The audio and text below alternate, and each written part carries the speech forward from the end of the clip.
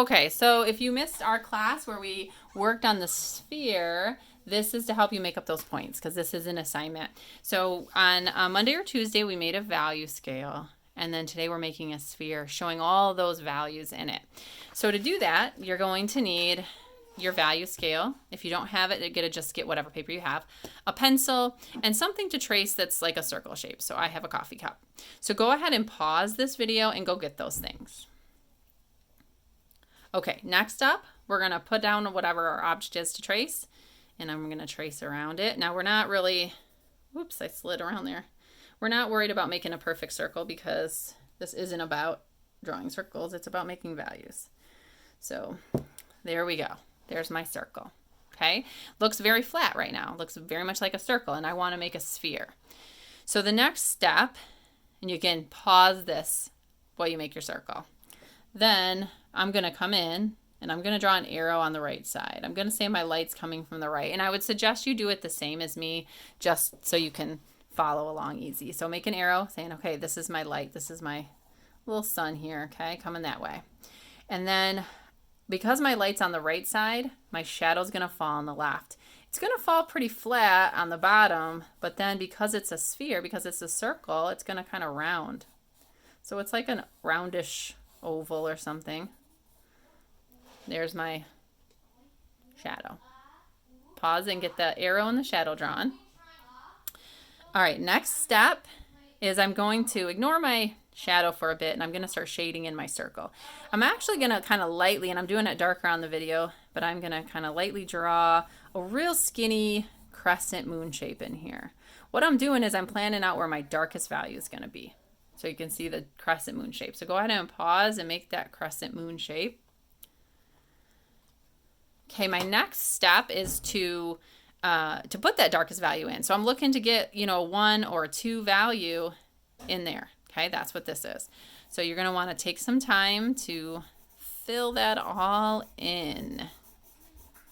You can pause as you need to. I think I won't pause. I'll probably just keep going here on the video, but you can pause to catch up to me. I'm going to do it kind of fast so the video doesn't get to be too long. Now I have this paper is inside a notebook, and I'm noticing that it's kind of limiting my value. It's not getting as dark as I want it to just because it's got all that paper behind it. I'm going to take it out. All right, so I can get a little darker now that I'm not muted by that. And again, we're not pressing so hard we rip our paper. We're trying not to anyway. Then you might have to start over. But we're pressing hard enough to, in enough layers to get a nice dark value. So go ahead and pause if you need to. The next step is to draw another crescent shape, maybe a little bit wider at the top, but almost like that, because we want to shade in curves. When we take a look at a finished one, we can see that all of these things are shaded, slowly getting darker in these curves. That's because the object is round and we want it to look round. So we're making a curve here, and this value is going to be probably a 3. And I'm going to fill that in. And that's why it's nice to kind of have your value scale there. I can overlap a little bit. We want to blend from one to the other. We don't want obvious lines. So it can be a little darker, maybe a 4 down at the bottom to help us kind of get that shift from the very dark into a little bit lighter, middle gray, right?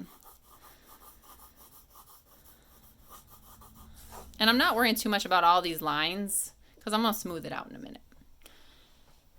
Okay, pause if you need to, but I'm going to go on. I think I'll go ahead and do like a third one. And you can tell I'm starting to get a circle because in our finished one, we have a highlight here that's a circle. It's a light white spot. I could even kind of put that in right now. And I want my shading to curve around that. So I'm going to go ahead and put some more, but lighter. This is like a 4. So I'm getting light now. I don't need nearly as many lines in this section.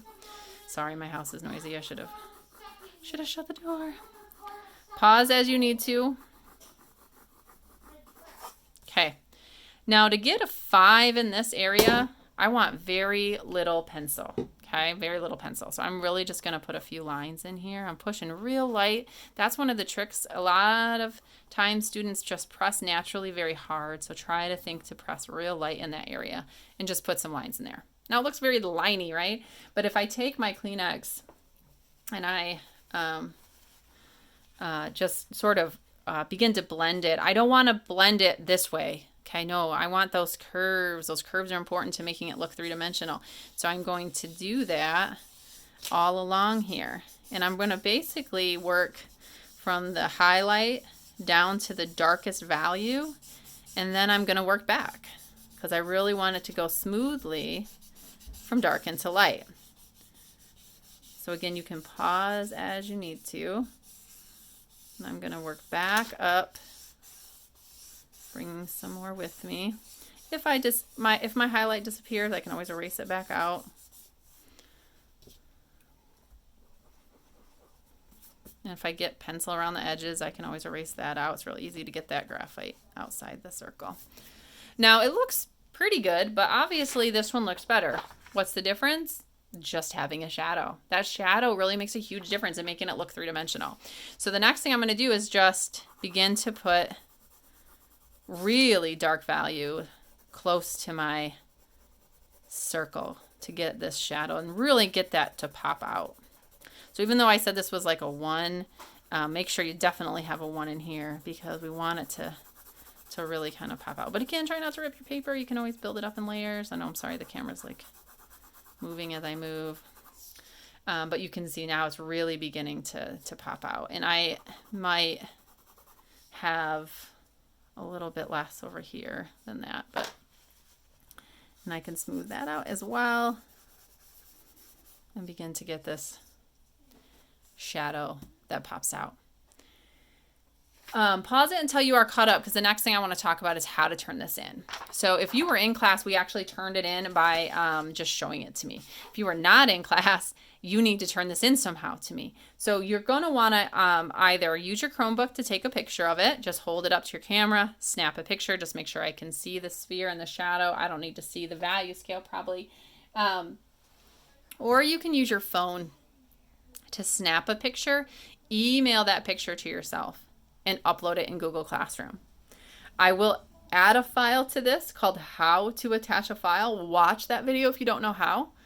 Probably you do know how at this point because we've done it in a couple other assignments, but if you started later, you might not. So there'll be a video there to walk you through how to submit it, but you need to get that into me to get your points.